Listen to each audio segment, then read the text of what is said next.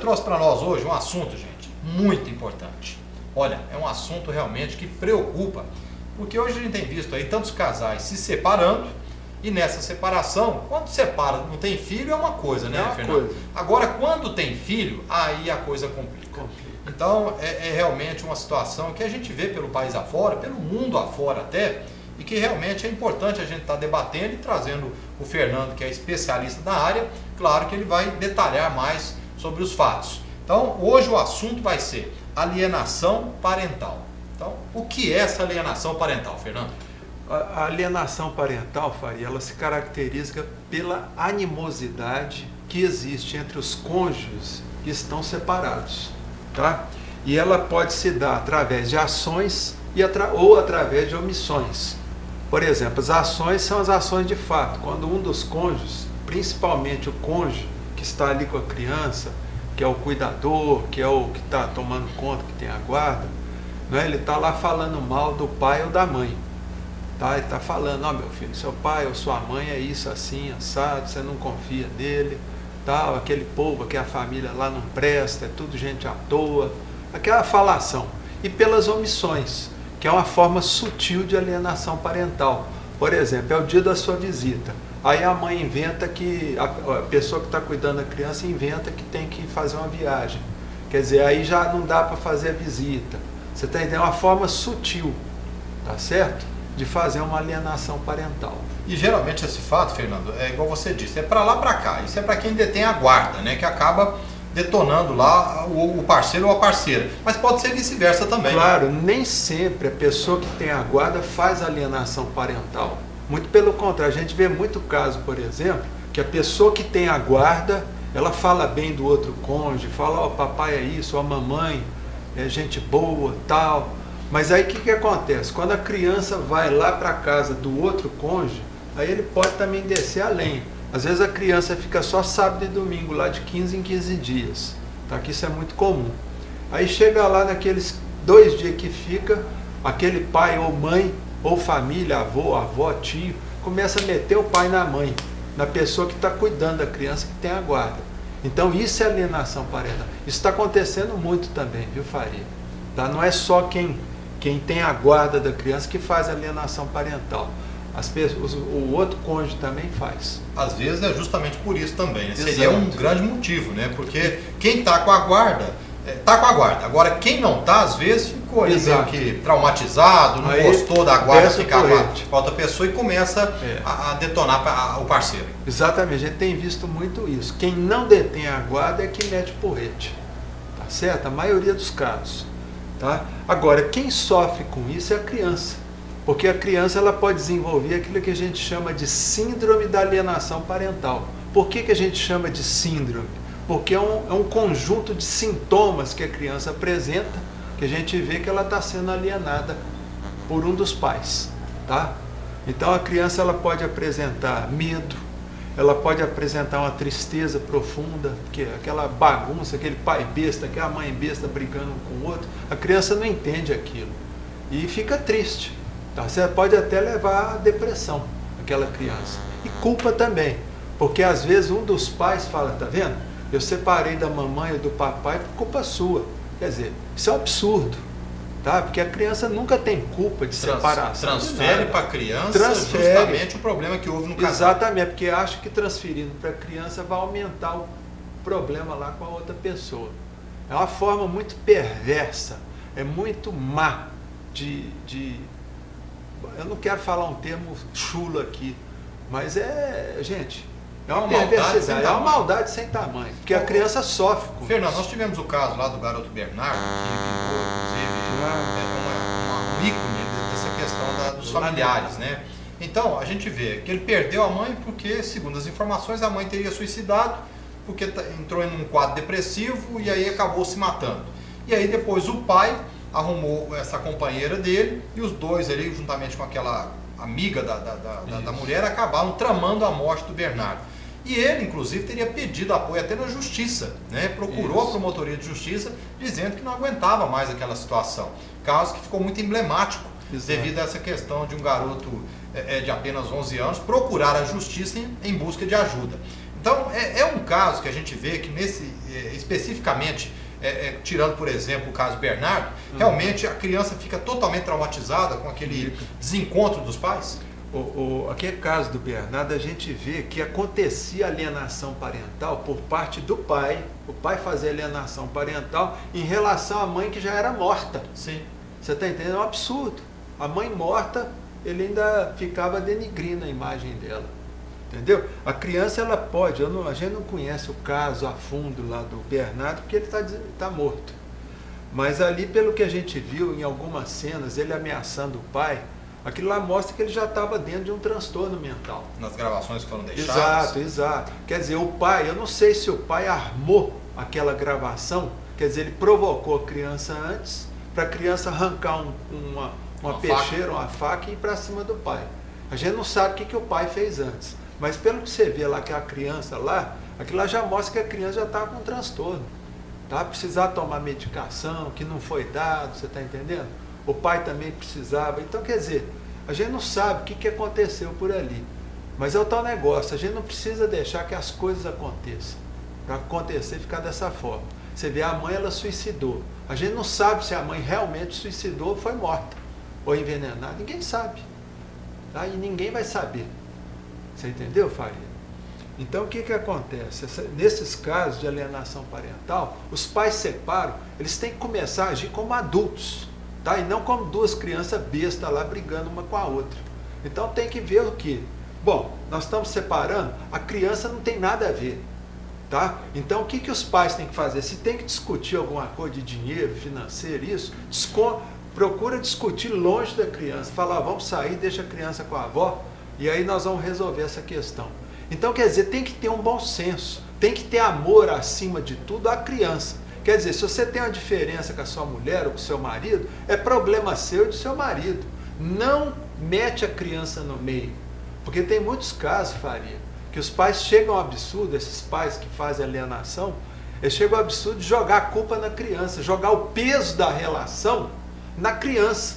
Olha lá, quer dizer, a criança lá de 2, 3, 4, 5 anos, cai aquele... É como se estivesse jogando um elefante em cima da criança. Nossa, meu pai e minha mãe brigaram por culpa minha. Nossa, meu Deus. Quer dizer, tem gente que faz isso. Olha, e eu vou dizer mais, hein? Falar que criança de 2, 3 anos, ela não sabe o que está acontecendo, é mentira. Até porque sabe, sim. Até dentro se da não barriga. tem aquela noção, exatamente, se não tem aquela noção exata do que está acontecendo, passa muito perto porque ela começa a observar comportamentos.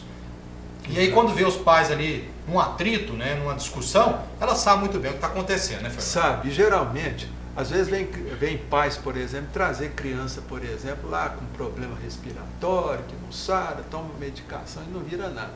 Quando eu vejo as crianças com problema respiratório, que nariz escorrendo, aquela coisa, aquele chiado, aquele peito cheio, o que eu faço?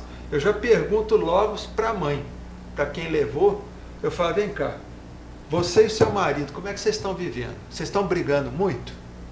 Porque geralmente a criança é uma forma, ela adoece, viu, Faria? Ela começa a adoecer, uma forma dela chamar atenção para aquele pai esquisito, para aquela mãe esquisita também. Fica ali brigando. Então, quer dizer, a criança, quando ela adoece, é a única hora que os pais param de brigar muitas vezes. Se unem. Isso, para poder levar a criança no pronto-socorro. Olha só. Então a criança fica ali toda semana ficando com problema de bronquite, com asma, que tudo, para chamar a atenção do pai. Quer dizer, e nesse caso, muitas vezes, Faria, é bom haver a separação de corpos, tá? Aquele divórcio faz tudo, porque é melhor ficar um pai para lá e outra mãe para cá, porque evita briga. Vai evitar aquele contato. Isso. Mas aí depois que há a separação, aí há que se ter o quê? Bom senso.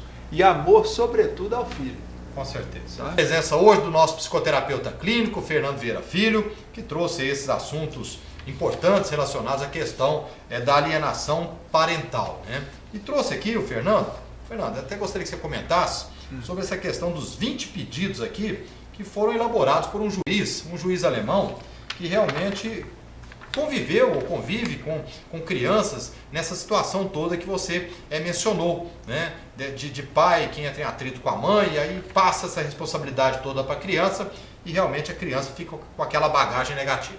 É verdade, Faria. Então aqui, ó, esse juiz é o seguinte, ele é juiz do Tribunal de Família e Menores da cidade de Zell, na Alemanha. Então aqui, aqui são 20, mas eu vou ler aqui um que eu achei importante.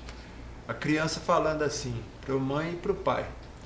Nunca esqueçam que sou criança de vocês dois. Bom senso. É isso que os pais têm que ter. Não me perguntem se eu gosto mais de um ou de outro. Também. Isso acontece muito, né, Fernando? Acontece demais. A mãe fala, você gosta mais de mim do que do seu pai? Não sei o que tem. E ali já induz a criança. Já né? induz, vira aquela confusão, né, Faria? Ajudem-me a manter contato com aquele com quem não fico sempre. Quer dizer, aquele que vai buscar nos finais de semana. Então, quer dizer, a mãe ou o pai que tem a guarda, eles têm que procurar falar bem daquele pai ou daquela mãe. Por quê? Porque eles têm que entender que eles têm que fazer uma construção do perfil paterno ou materno. Porque se a criança tiver uma distorção no perfil materno ou paterno, aquilo ali vai refletir na vida adulta dela.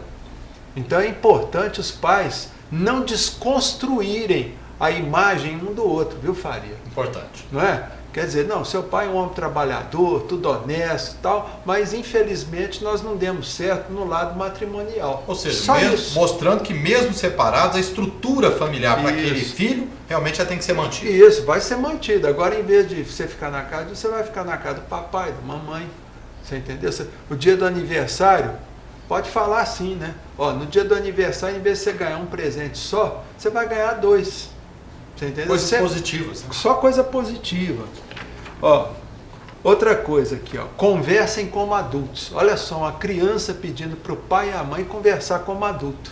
Quer dizer, criança ali, gente, é ela, e não papai e a mamãe. Mas o que a gente vê não é isso, viu, Faria? É os dois lá dando canelada um no outro, que é a palhaçada toda. Não fiquem tristes quando eu for ter com um ou com outro. Então, quer dizer, a criança aqui, ela faz 20 perguntas falando aqui, mas é tudo dentro do mais alto bom senso, da mais alta lógica. Ou seja, invertendo os papéis, né? A criança, numa situação dessa, virou adulta, né? Exatamente. Nunca me privem do tempo que me pertence ao outro. Então, quer dizer, a mãe, a pessoa que tem a guarda da criança, ela não pode ficar inventando desculpas. Ah, não, hoje não dá para ir, porque nós vamos viajar, não sei o que tem. Para não deixar ficar com aquela outra parte. Exatamente. Tá? Não fiquem surpreendidos nem chateados quando estiver com um ou com outro e não der notícias. Olha só, gente, tem que ter bom senso. Porque tem gente, por exemplo, viu, Faria, que fica preocupado. Nossa, o que aconteceu? Ah, tá passando da hora. Nossa Senhora, o mundo tá acabando. Você entendeu? Depois chega e vira aquela confusão. Não passem ao outro na porta de casa, não me passem ao outro na porta de casa como se fosse um pacote. É igual eu te falei, Faria. Hoje em dia tem muitos, o alienador também, ele fica usando a criança como moeda de troca. Muitas vezes para chantagear o outro cônjuge. Ah, não, eu estou precisando de mais dinheiro. Aí fica falando, não, se você não trouxer, se você não me der um pouquinho mais de dinheiro para ajudar nisso na despesa, eu não vou deixar ele ir com você. E começa a usar a criança como moeda de troca. Moeda de troca. Moeda de troca. Tá certo? Então é muito importante. Ó, não briguem na minha frente. É claro, né? Bom senso. Quer brigar? Vai lá pro fundo do quintal ou entra dentro do banheiro e briga. Do jeito que quiser. Mas nunca na frente da criança. É uma questão de respeito. Não deixem-me levar meus amigos na casa um do outro. É claro, tem uns amiguinhos, deixa levar na casa de um do outro. Então não tente me comprar. Olha só, Fábio. Não tentem me comprar. Que é o que acontece. Chega, o papai tem mais dinheiro, ele chega lá e dá mais as coisas para o filho. Tem que respeitar. E os cônjuges, viu, Faria, eles têm que ter o diálogo. Porque o pai ou a mãe que estão separados, eles têm que falar, será que eu posso comprar isso para a criança? Não é? Ah, não, pode sim, tudo bem. Tá? Mas nunca tentar fazer esse joguinho. Sejam gentis com um novo parceiro que vocês encontram ou já encontraram. Então, quer dizer, o pai ou a mãe, quando um dos dois tiver um parceiro novo, não ficar implicando com aquele parceiro, falar, não, aquele sujeito que sua mãe está andando não vale nada, não presta. Eu já vi acontecer isso. Ou às vezes a mãe fala, não, a namorada do seu pai não vale nada, aquilo lá, ó, é uma biscate. Fica falando isso. Então, quer dizer, a criança ela fica confusa. Tá? Então, isso aí é alienação. Tudo isso que eu estou falando é alienação parental. Não é assunto realmente não é para ser tratado aí por uma criança, com uma criança. Com uma criança. Mas é igual eu estou te falando, Faria. Às vezes, o cuidador, o que fica com a criança, ele é muito inseguro. Então, ele fica querendo ganhar o amor daquela criança. Tá certo? É por causa da insegurança que ela tem. E muitas vezes, por quê? Porque tem muito cônjuge, viu, Faria, que ainda não separou, embora estejam separados, mas não consegue separar daquele cônjuge. Geralmente por causa do ódio que ainda tem, e o ódio a gente sabe o quê? Que o ódio ele é como se fossem correntes grudando uma pessoa na outra. Então o que acontece? Aconteceu algum problema, vamos trabalhar o perdão, né? Para não passar aquilo para a criança. Porque a gente observa que tem casais separados, mas que se afinam bem com relação a isso. Isso é que é o ideal. Cada um segue o seu caminho, mas ao mesmo tempo estão juntos em prol ali do filho, dos filhos, né, Fernando? Esse é o relacionamento ideal, Faria. Os dois são adultos, tanto o pai quanto a mãe. E a criança é só criança. Ela tem que ser só criança, tá certo? Então, quer dizer, o ideal para os pais fazerem com que aquela criança tenha uma boa infância, uma boa adolescência, uma boa fase adulta, Faria, é ter um entendimento dentro do mais alto nível, tá? Sempre usando o bom senso, nunca tentando jogar o peso da relação na cabeça da criança, porque senão você esmaga o seu filho. Olha, e a gente está falando aqui de casal, citando, por exemplo, aí um filho, né, Fernando? Um filho. Um filho. Imagine, por exemplo, casais separados que têm 2, 3 filhos. Aí a coisa triplica de problema, não é isso? Isso. Porque na sorte, viu, Faria? Sorte ou azar, a maioria dos casais eles separam lá nos primeiros 5 anos, 5, 6 anos. A maioria dos casais. Crise do 7. Isso. E aí geralmente está com filho só, menos problema. Tá? Mas se tiver 2, 3 filhos, geralmente quando o casal tem 2, 3, 4 filhos, a separação só vai ocorrer na fase adulta desses filhos. São casais que vivem muitas vezes 25 anos, 30 anos de casado, chega no 30 anos lá, resolve separar um do outro. Nesse caso é menos pior, Fernando? Porque os filhos já são adultos, eles já estão entendendo o que está acontecendo ali? Às vezes os filhos é que dão força para a mãe separar. Fala, não pai, papai lá é um sem vergonha, mamãe. Então vamos separar. Nós ajudamos a senhora a separar do papai. Se for o caso, a gente contrata um advogado bom. Você entendeu? Nesse caso, quando os filhos já são adultos, a separação é uma coisa tranquila, tá? Porque geralmente os filhos apoiam um ou outro cônjuge para a separação, tomar decisão de separação. Os filhos mesmos aconselham o pai ou a mãe. Ó, mãe, você tem que separar do papai, senão você vai continuar ficando doente aí. É o que a gente tem observado bastante acontecer por aí afora, né, Fernando? Aí não é problema. Com certeza. Só para a gente fechar então, mais uma dica aí, Fernando, só para entre esses 20 pedidos aí de uma criança. Aqui, ó. Concordem sobre o dinheiro. Evitem brigar por causa de dinheiro na frente da criança. Tá certo? E o que eu deixo aqui, o recadinho aqui para finalizar o programa, que eu faria é o seguinte, gente, bom senso. Tenham amor pelos seus filhos. Se vocês não têm por vocês mesmos, tudo bem, é problema de vocês. Mas, por favor, gente, respeitem as crianças. As crianças não têm culpa de você ser uma pessoa mal amada ou você ser um homem mal amado. Então, não misturem alho com bugalho. Tá ok.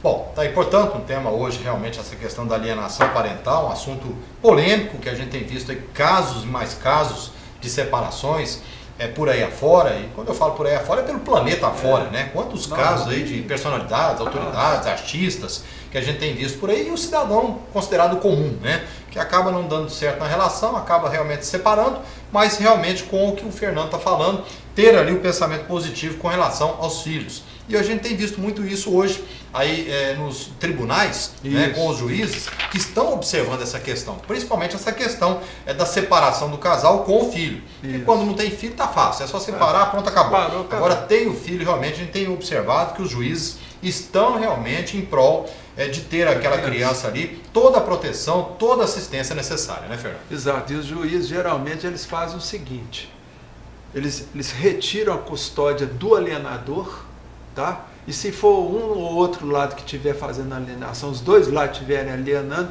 eles vão procurar uma outra família para cuidar da criança. E aí acaba os pais perdendo com isso. Uma família substituta. Justamente. Fernando, Um abraço. Mais um abraço, Prazer. né? Mais um prazer aqui, sem sombra de dúvidas. O Fernando toda segunda-feira com a gente, participando e trazendo as